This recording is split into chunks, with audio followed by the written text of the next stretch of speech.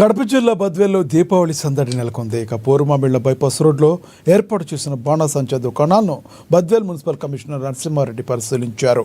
బాణాసంచా విక్రయాలు జరిగేటప్పుడు ఎలాంటి అవాంఛనీయ ఘటనలు జరగకుండా ముందస్తుగా జాగ్రత్తలు పాటించాలన్నారు. ఇక సేఫ్టీ కిట్స్పై ఆయన ఆరా తీశారు.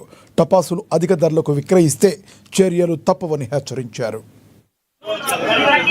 దీపావళి పండుగ సందర్భంగా ఈరోజు కాకర్స్ షాప్ 2 చోట్ల ఇక్కడ ఈ ఊర్లో పెట్టడం జరిగింది. బద్వేల్ మున్సిపాలిటీలో ఒకటి ఆర్డీఓ ఆఫీసు ప్రిమిసెస్, 2 బైపాస్లో.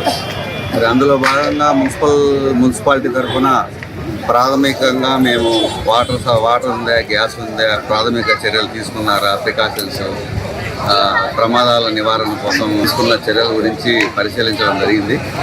మరి ఒక అంగట్లో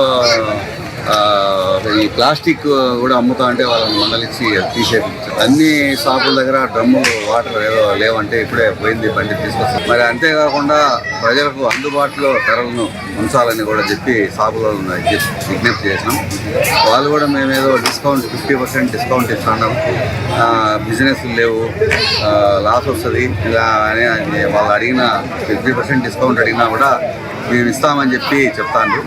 కాబట్టి టర్న్ ఓవర్ పెంచుకొని మీరు బిజినెస్ పెంచుకొని తద్వారా దీపావళి పండుగ సందర్భంగా